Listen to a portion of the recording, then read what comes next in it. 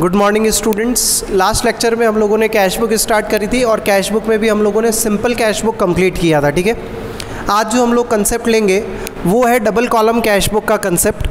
देखिए, double column cash book का क्या फॉर्मेट होता है वो बाद में डिस्कस करते हैं हम लोग। और लेकिन डबल कॉलम कैश बुक में एक इम्पॉर्टेंट चीज़ है, या मैं चलिए पहले एक बार डबल कॉलम कैश बुक का आप लोगों के साथ फॉर्मेट डिस्कस करूँ।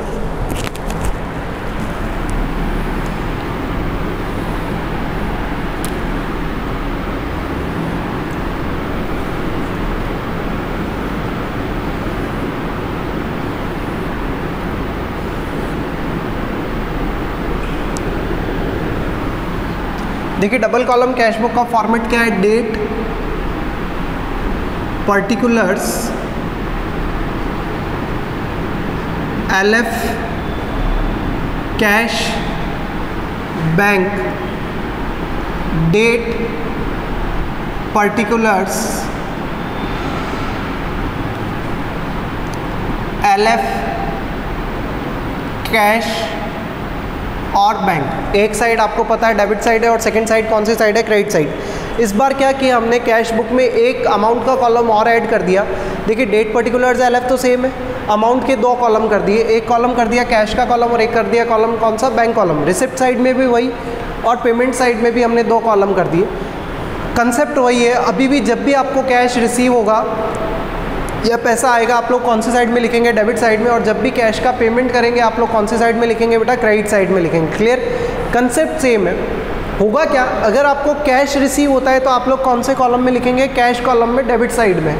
और अगर आपको चेक से पेमेंट रिसीव होता है तो आप लोग कहाँ लिखेंगे, डेबिट साइड में लिखेंगे, लेकिन अमाउंट कौन से कॉलम में लिखेंगे, बैंक कॉलम में। क्लियर, इसी तरीके से मैं बोलूँ, अगर आप कैश का पेमेंट कर रहे हैं, कैश में पेमेंट कर रहे हैं किसी भी चीज़ का, तो वो कहाँ पे लिखेंगे आप, कैश के कॉलम में लिखेंगे और कौन सी साइड में, क्रेडिट साइड में। और अगर चेक से पेमेंट कर रहे हैं, चेक से पेमेंट कर रहे हैं तो कौन सी साइड में लिखेंगे हम लोग, क्रेडिट साइड में लिखेंगे। और कौन से कॉलम में लिखेंगे, बैंक के कॉलम में। तो कंसेप्ट वही है कि जब भी कैश रिसीव हो या चेक से पैसा आपको रिसीव होता है तो आप लोग कौन सी साइड में लिखेंगे बेटा, डेबिट साइड में। रिस्पेक्टिव कॉलम चेंज होता रहेगा, अगर कैश में रिसीव हो रहा है तो कैश कॉलम में और चेक से रिसीव हो रहा है बैंक कॉलम में। और जब भी आप पेमेंट करने जब जाएंगे, अगर कैश में पेमेंट कर रहे हैं तो क्रेडिट साइड के कैश कॉलम में, और चेक से पेमेंट कर रहे हैं तो क्या करेंगे, क्रेडिट साइड में, बैंक कॉलम में क्या करेंगे, ट्रांजैक्शन को रिकॉर्ड करेंगे। क्लियर, तो ये तो कोई दिक्कत वाली बात नहीं है, आपको आता है। रिसिप्ट और पेमेंट दो कॉलम ऐड हो गए बस, और ज़्यादा कुछ नहीं। लेकिन डबल कॉलम कैश बुक के अंदर एक सबसे इंपॉर्टेंट चीज़ आती है जो एग्जाम पॉइंट ऑफ व्यू से भी इंपॉर्टेंट है और लगभग आपको हर क्वेश्चन में मिलेगी। वो है क्या बेटा, कॉन्ट्रा एंट्री। क्या होती है, देखिए कॉन्ट्रा एंट्री हमने लिखा है, N entry which affect both side of an account. ऐसी एंट्री जो एक ही अकाउंट के किधर आए, दोनों साइड में आए। यानी मैं बोलूँ कोई एक ऐसा ट्रांजेक्शन जो डेबिट साइड में भी आ रहा है और जो क्रेडिट साइड में भी आ रहा है, ऐसा ट्रांजेक्शन जो एक ही अकाउंट के डेबिट साइड और क्रेडिट साइड में भी आए। आप लोगों ने लेज़र बनाई है ना, और हम लोगों ने सिंपल कैश बुक भी बनाई, पर आप देखो ना, ऐसा कोई ट्रांजेक्शन नहीं था जो किसी एक ही लेज़र के, यानी एक ही अकाउंट के दोनों साइड में आ रहा था। नहीं आ रहा था ना, एक ही ट्रांजेक्शन के दोनों साइड में तो कोई ऐसा ट्रांजेक्शन आ नहीं रहा था। लेकिन कैश बुक के अंदर, डबल कॉलम कैश बुक के अंदर क्या होता है, कुछ ट्रांजेक्शन्स ऐसे होते हैं जो इसी अकाउंट के दोनों साइड में, डेबिट साइड में भी आएगा और क्रेडिट साइड में भी आएगा। तो इसके लिए जो हम लोग एंट्री पास करते हैं उसको बोलते हैं बेटा कौन सी entry, contra entry. An entry which affect both side of an account. एक एंट्री जो एक ही अकाउंट के क्या दोनों साइड में आती है, वो एंट्री कौन सी एंट्री कहलाती है, कॉन्ट्रा एंट्री। 12th क्लास में भी आएगी कॉन्ट्रा एंट्री, पार्टनरशिप चैप्टर में। लेकिन अभी के लिए अगर अपन बात करें तो डबल कॉलम कैश बुक में दो जगह पे आती है कॉन्ट्रा एंट्री, या दो तरीके की कॉन्ट्रा एंट्री होती है। फर्स्ट है क्या, cash deposited into the bank, और सेकंड है क्या, cash withdrawal from the bank. आप समझना, cash deposited into the bank अगर है तो उसके लिए बेटा हम लोग एंट्री क्या करते हैं, बैंक अकाउंट डेबिट। क्या एंट्री करते हो आप, bank account debit to cash account. Bank account debit to cash account का मतलब क्या हुआ कि बैंक में तो पैसा डिपॉजिट हुआ है और हमारे यहाँ से कैश क्या हुआ, गया है। अब आप देखो, बैंक में पैसा डिपॉजिट हुआ है तो बैंक के कौन से कॉलम में लिखना पड़ेगा, डेबिट साइड के कॉलम में। और कैश हमारे यहाँ से गया है तो कौन से कॉलम में लिखना पड़ेगा, क्रेडिट साइड में। यानी ये एंट्री की वजह से कैश बुक का दोनों साइड क्या होगा, इफेक्ट होगा। और कौन सी कैश बुक, तो double column cash book. Clear, इसी तरीके से मैं बात करूँ, आपने लिखा है cash withdrawal from bank for office use, तो उसके लिए आप लोग एंट्री क्या लिखते हैं, cash account debit to bank account, क्या एंट्री लिखते हैं आप, cash account debit to bank account. इस एंट्री का मतलब क्या हुआ कि कैश आप लोगों ने क्या किया है, रिसीव किया है, और बैंक से आप लोगों ने क्या किया है, पेमेंट किया है। ठीक है, तो कैश रिसीव किया है यानी कैश अकाउंट के कैश बुक के कौन से कॉलम में, कैश कॉलम के डेबिट साइड में, और बैंक से पेमेंट हुआ है तो बैंक के कॉलम कौन से कॉलम में आएगा, क्रेडिट साइड में ना। तो bank cash deposited into the bank या cash withdrawal from bank for office use, ये दो ट्रांजैक्शन ऐसे हैं जो डबल कॉलम कैश बुक के दोनों साइड को क्या करेंगे, इफेक्ट करेंगे। इसलिए इन एंट्रीज़ को हम लोग कौन सी एंट्री बोलते हैं बेटा, कॉन्ट्रा एंट्री। और किस तरीके से करेंगे उसके लिए क्वेश्चंस करते हैं हम लोग। तो देखिए क्वेश्चन नंबर 5 आपको दिया हुआ है, record the following transaction in double column cash book and balance the book on 31 मार्च 2020। सबसे पहले आपको दिया हुआ है मार्च 1 में, तो ये लिखा अपन ने मार्च 1, क्या लिखेंगे आप, कैश इन हैंड और कैश एट बैंक, यानी ओपनिंग बैलेंसेस दिए हुए आपको, तो क्या लिखेंगे बेटा अपन लोग, टू बैलेंस BD, क्या लिखेंगे, to balance BD, opening balances दिए हुए हैं। कैश इन हैंड यानी कैश का बैलेंस दिया हुआ है कितना, 12750, और बैंक का बैलेंस दिया हुआ है आपको कितना, 72,400। कैश का बैलेंस दिया हुआ है कितना, 12750, और बैंक का बैलेंस दिया हुआ है कितना, 72,400। अब मार्च 4 को देखो क्या दिया हुआ है, receive from Asha ₹1200 and a cheque of ₹3200, allow him discount कितना, 400। तो डिस्काउंट की एंट्री तो होगी नहीं। मार्च 4 को क्या हुआ है, आपको आशा से क्या क्या मिला है, देखिए कैश मिला है कितने रुपीज़ का, 1200 का, तो यहाँ पे लिख देंगे कितना, 1200, और चेक मिला है कितने रुपीज़ का, 3200 का, तो अमाउंट लिख देंगे कितना, 3200। जो कैश में मिला है वो कैश के कॉलम में, और जो चेक से मिला है वो बैंक के कॉलम में। अच्छा, मार्च 7 को क्या दिया हुआ है, paid salary to staff by cheque, तो पेमेंट किया है तो कौन से साइड में आएगा, क्रेडिट साइड में। क्या लिखेंगे हम लोग, बाय सैलरी, और अमाउंट लिखेंगे कौन से कॉलम में, बैंक के कॉलम में, कितना, 25,600 रुपये, 25,600 का क्या किया है आपने, पेमेंट किया है। मार्च 9 को क्या दिया हुआ है, withdraw cash from bank for office use, ये आ गई आपकी contra entry. Withdraw cash from bank for office use, क्या एंट्री होती है, withdraw cash from bank for office use की एंट्री क्या होती है, cash account debit to bank account, यानी कैश अकाउंट के तो डेबिट साइड में, और बैंक अकाउंट के कौन से साइड में, क्रेडिट साइड में। कितने रुपीज़ विड्रॉल किए आपने, 21,900 का। तो देखिए किस तरीके से लिखेंगे, कैश रिसीव हो रहा है तो कौन से कॉलम में आएगा, कैश के कॉलम में कितना, 21,900, और पेमेंट किया है तो बैंक के कौन से कॉलम में लिखेंगे, 21,900। डेट क्या है, देखिए आपको दी हुई है मार्च 9, तो यहाँ लिख देते हैं मार्च 9, और यहाँ पे भी लिख देंगे क्या, डेट अपनी गिवन है क्या, मार्च 9। अच्छा देखिए इसकी मैं आपको ट्रिक बताता हूँ, पहले आप अमाउंट कंप्लीट कर लो। भाई कैश रिसीव हुआ है तो कैश के डेबिट साइड में, और बैंक के कौन से साइड में लिखेंगे, क्रेडिट साइड में। क्लियर है, क्योंकि बैंक से पेमेंट हुआ है और कैश आपको क्या हुआ है, रिसीव हुआ है। अब आपने यहाँ पे कैश के कॉलम में लिखा है तो नाम क्या लिखेंगे हम लोग, यहाँ पे टू बैंक, क्या लिखेंगे बेटा, टू बैंक। ये कन्फ्यूज़न रहता है ना, तो ध्यान रखना, कैश के कॉलम में लिखा है तो नाम आएगा किसका, बैंक का, और यहाँ आपने बैंक के कॉलम में लिखा है तो नाम क्या लिखेंगे हम लोग, बाय कैश। क्लियर, ये ध्यान रखना, अपोजिट नेम लिखना है, कैश कॉलम में लिखा है तो बैंक, और बैंक कॉलम में लिखा है तो कैश। एक चीज़ और, कॉन्ट्रा एंट्री है ये, तो LF के कॉलम में क्या लिख देंगे हम लोग, C लिख देंगे, जिससे हमको पता चल जाएगा क्या कि ये कौन सी एंट्री है, कॉन्ट्रा एंट्री है। ठीक है, मार्च 12 को फिर आपको दिया हुआ है interest paid by bank on bank balance, bank ने इंटरेस्ट दिया है कितने रुपीज़ का, 1200 रुपीज़ का, तो बैंक ने इंटरेस्ट दिया है तो बैंक में ही आया होगा वो, तो बाय इंटरेस्ट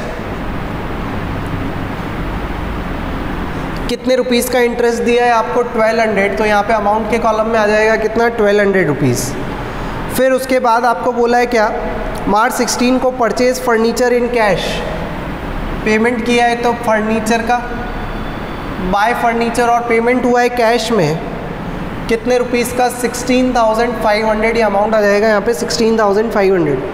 मार्च 21 को paid to Mohan and company by cheque, कितना रुपीज़ का पेमेंट किया है आपने, 10,900 का, तो ये 21 क्या लिखेंगे, बाय मोहन एंड कंपनी।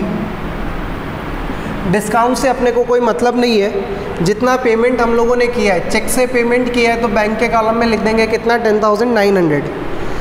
फिर आपको दिया हुआ है क्या 24 को, proprietor withdraw from office cash for is personal use.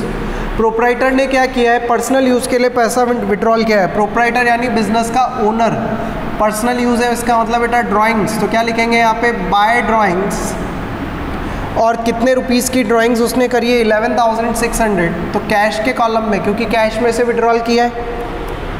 29 को बोला है क्या sold goods to Manoj for cash, तो 29 को गुड्स कैश में सेल किया है, तो यहाँ पे क्या लिखेंगे हम लोग टू सेल्स, पार्टी का नेम नहीं आएगा, टू सेल्स, कितने रुपीस की सेल्स करिए 14,800 और कैश में सेल्स करिए तो कैश के कॉलम में।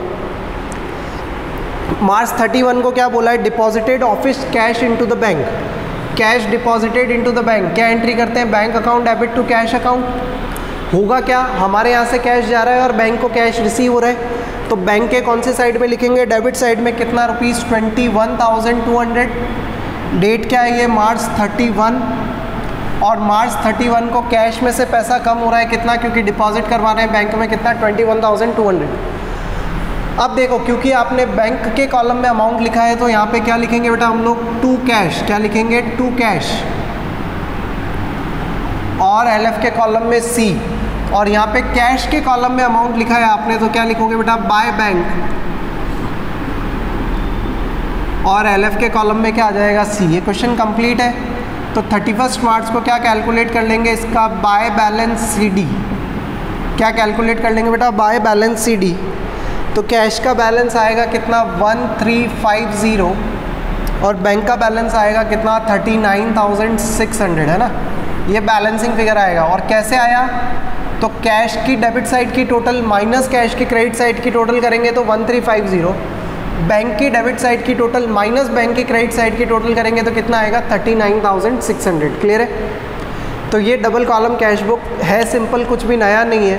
एक चीज़ नहीं है सिर्फ क्या, कॉन्ट्रा एंट्री। क्लियर है। तो ये मैंने आपको नोट्स के अंदर भी दे रखा है, कॉन्ट्रा एंट्री डिफाइन कर रखी है, पर यहाँ पे भी समझाने के लिए कि एक ऐसी एंट्री जो एक ही अकाउंट के दोनों साइड को इफेक्ट करे, वो एंट्री हमारे लिए कौन सी एंट्री कहलाती है, कॉन्ट्रा एंट्री। और डबल कॉलम कैश बुक में दो कॉन्ट्रा एंट्री हो सकती है, या तो कैश डिपॉजिट करवाएं आप किधर बैंक में, या कैश विड्रॉल करें किधर से बैंक से फॉर ऑफिस यूज़। तो ये दो एंट्री जो है वो हमारे लिए क्या कहलाएगी, कॉन्ट्रा एंट्री कहलाएगी। क्लियर।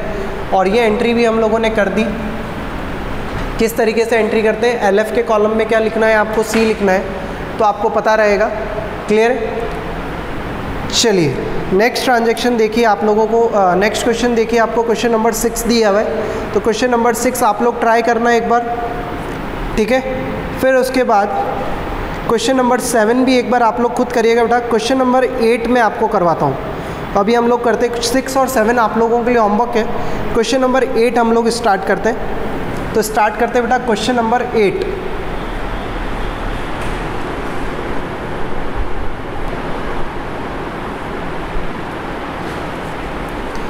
देखिए क्वेश्चन नंबर 8 क्या दिया हुआ है हम लोगों को, फॉर्मेट ड्रॉ कर लेते हैं क्वेश्चन नंबर 8 के लिए।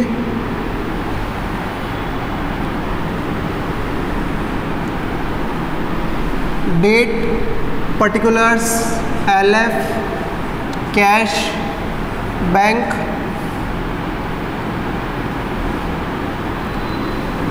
डेट, पर्टिकुलर्स, एलएफ, कैश और बैंक बैलेंस, है ना।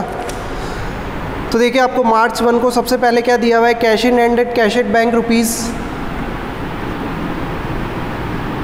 तो मार्च 1 को क्या लिखेंगे बेटा, टू बैलेंस बीडी। कैश का बैलेंस दिया हुआ है आपको कितना 15,000 रुपीज़, और बैंक का बैलेंस दिया हुआ है कितना 5,000 rupees. Purchase goods for cash rupees 6720, receive cash discount rupees 220। तो 6720 का क्या किया है हमने, गुड्स क्या किया है, परचेज़ किया है, और कैश डिस्काउंट रिसीव किया है कितना 220 का। तो कैश में जो गुड्स परचेज़ किया है उसके लिए अमाउंट लिखेंगे हम लोग मार्च 3, क्या लिखेंगे हम लोग बेटा, बाय परचेज, और अमाउंट आ जाएगा कितना ये, तो अमाउंट देखो किस तरीके से लिखेंगे, कितने रुपीस का गुड्स है 6720 का, उसमें से 220 का क्या हो गया, डिस्काउंट हो गया, तो कितने रुपीज़ का गुड्स हम लोगों ने परचेज़ किया डिस्काउंट करने के बाद? 6500 रुपीज़ का, है ना। फिर आपको दिया हुआ है क्या? मार्च 5 को डिपॉजिटेड इनटू द बैंक। मार्च 5 को क्या दिया हुआ है? डिपॉजिटेड इनटू द बैंक, यानी कौन सी एंट्री है? Contra entry. क्या एंट्री बनेगी? Bank account debit to cash account. तो बैंक के कॉलम के कौन से साइड में? डेबिट साइड में कितना? 5000, और कैश के कॉलम के क्रेडिट साइड में कितना? 5000। ये मार्च 5, क्योंकि कैश के कॉलम में लिखा है तो यहाँ क्या लिखेंगे? बाय बैंक, और यहाँ पे बैंक के कॉलम में लिखा है तो क्या लिखेंगे बेटा? To cash. क्लियर। मार्च 5 के बाद आपको दिया हुआ है मार्च 7 को कैश सेल्स आपने करी है, तो कैश सेल्स करिए तो क्या एंट्री करेंगे? टू सेल्स, और अमाउंट आ जाएगा कितना? 10,000 रुपीज़ कैश के कॉलम में। क्लियर। फिर मार्च 10 को क्या दिया हुआ है? Cash withdrawn from bank. Cash withdraw किया है बैंक से, क्या एंट्री बनेगी? Cash account debit to bank account, यानी कैश के कौन से कॉलम में? डेबिट साइड में, और बैंक के कौन से कॉलम में लिखेंगे? क्रेडिट साइड में। कितना? 2000। बैंक के कॉलम में लिखा है तो यहाँ पे क्या आएगा? बाय कैश, अपोजिट आता है, और कैश के कॉलम में लिखा है तो यहाँ क्या लिखेंगे? To bank. फिर इसके बाद आपको दिया हुआ है क्या? Receive 3 month post dated cheque of ₹20,000 from Raj and discounted from bank paying discount charges. कितना? 750। यानी क्या हुआ है? पोस्ट डेटेड चेक का मतलब होता है बेटा नेक्स्ट फ्यूचर की डेट्स के चेक आपको रिसीव हुए थे 20,000 का, लेकिन उन्होंने बैंक से क्या करवा लिया? डिस्काउंट करवा लिया। कितने रुपीज़ में? 750। यानी अभी पैसा बैंक से ले लिया उन्होंने, एक तरीके से बैंक में पैसा डिपॉजिट करवा दिया। वो चेक बैंक में क्या डेट चेक जो थे वो कौन से डेट के थे? फ्यूचर डेट के। तो पैसा कब मिलने वाला होता है? फ्यूचर में। लेकिन अगर आपको आज ही पैसा चाहिए तो उसको बैंक से क्या करवा सकते हैं अपन? डिस्काउंट करवा सकते हैं। बिल्स ऑफ एक्सचेंज वाले चैप्टर में आएगा कि बिल डिस्काउंटेड फ्रॉम बैंक किस तरीके से करते हैं। तो अभी आपके लिए क्या है कि 20,000 रुपीज़ थे, 750 बैंक चार्जेस देके आपने कितने रुपीज़ रिसीव कर लिए? 19,250। तो बैंक का जो चेक था वो आपने क्या कर दिया? बैंक में डिपॉजिट करवा दिया। तो कितने रुपीज़ का चेक था? 20,000 का, और डिस्काउंट चार्जेस लगे कितने के? 750 के। यानी आपको अमाउंट कितना मिल गया होगा? मार्च 15 की अगर मैं बात करूं तो आपको अमाउंट मिल गया होगा कितना? ये चेक मिला है किससे? टू राज से।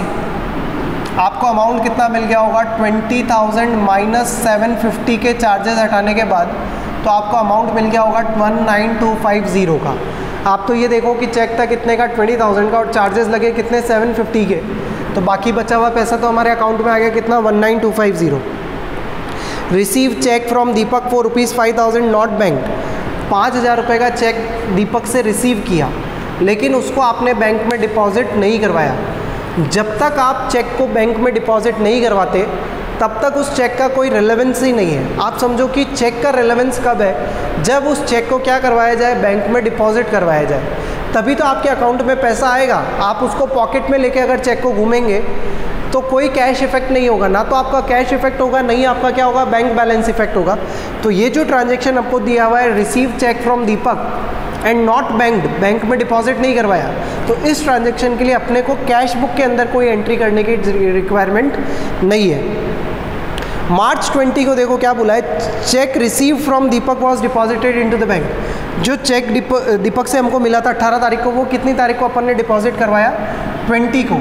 तो 20 को यहाँ पे लिखेंगे क्या? आप लिख सकते हैं टू चेक इन हैंड भी लिख सकते हैं, और टू दीपक भी लिख सकते हैं। कितने रुपीज़ है ना? मैं लिख देता हूँ, टू चेक इन हैंड भी होता है ये। कितने रुपीज़ का चेक था वो? 5,000 रुपीज़ का। तो अब बैंक के कॉलम में कितना अमाउंट आ जाएगा? 5,000 रुपीज़। मार्च 22 को क्या दिया हुआ है? Paid to Chandra by cheque ₹2500 and receive discount कितना? 100 का। तो चंद्रा को पेमेंट किया चेक से, कितना? चेक से पेमेंट किया है तो बाय चंद्रा पेमेंट किया है तो क्रेडिट साइड में, और बैंक के कॉलम में आ जाएगा कितना? 2500, है ना। फिर इसके बाद देखो आपको क्या दिया हुआ है? मार्च 25 को withdraw from bank for office for personal use. Personal use के लिए विड्रॉल किया है, इसका मतलब क्या है? ड्राइंग्स है। तो ये मार्च 25 क्या लिखेंगे यहाँ पे? By drawings. और ये पैसा कहाँ से विड्रॉल किया है? बैंक से। तो कौन से कॉलम में आएगा? बैंक के कॉलम में 1,000 रुपीज़।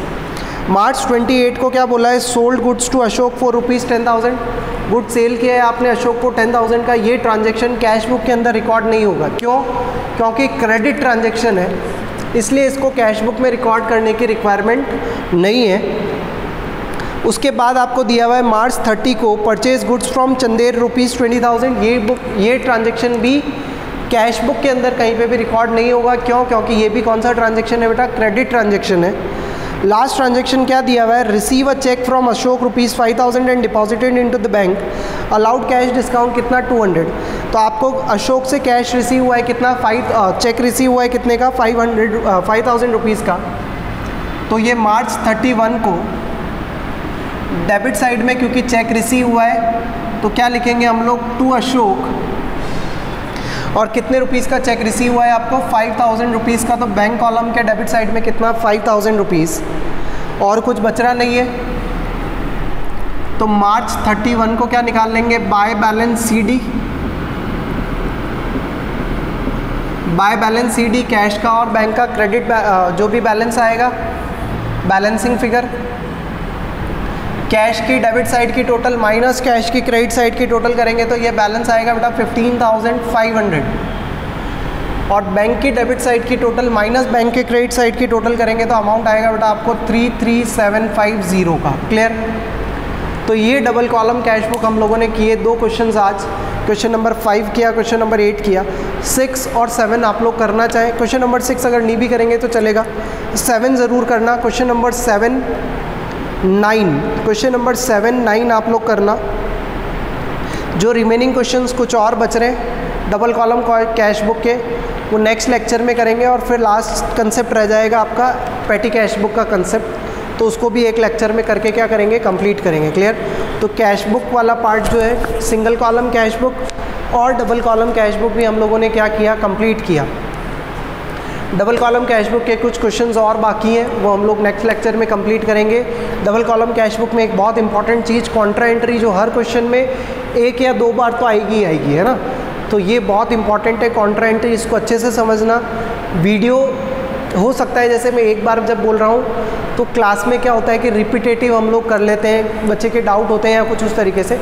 यहाँ पे वीडियो में डाउट्स मेरे पास डायरेक्टली नहीं है अभी फेस टू फेस, तो आप लोग क्या करें, वीडियो को वापस पॉज रिवाइंड करके भी आप लोग देख सकते हैं, जिससे आपको बिल्कुल एकदम क्लियर हो जाएगा। एंट्री भी मैंने यहाँ पे करी है, पोस्टिंग किस तरीके से करते हैं, क्या होती है कॉन्ट्रा एंट्री, वो मैंने आपको बताया। तो पॉज रिवाइंड करके भी अगर आप देखेंगे इसको 2 बार 3 बार 4 बार, तो ऑटोमेटिकली आपको कॉन्ट्रा एंट्री का कंसेप्ट जो है समझ में आ जाएगा। क्लियर है? तो आज के लिए इतना रखते हैं बेटा। नेक्स्ट लेक्चर में डबल कॉलम कैश बुक के कुछ और क्वेश्चंस, फिर एनालिटिकल पेटी कैश बुक, और आपका कैश बुक वाला जो चैप्टर है वो फिनिश होगा। फिर नेक्स्ट कुछ फर्दर चैप्टर्स जो इम्पॉर्टेंट चैप्टर्स हैं और जो एडवांस चैप्टर आप लोग बोल सकते हैं, अकाउंटिंग प्रोसेस से थोड़े अलग चैप्टर्स हैं, वो फिर हम लोग डिस्कस करेंगे। Depreciation, bills of exchange, BRS वाले जो चैप्टर्स हैं वो फिर बाद में डिस्कस करेंगे।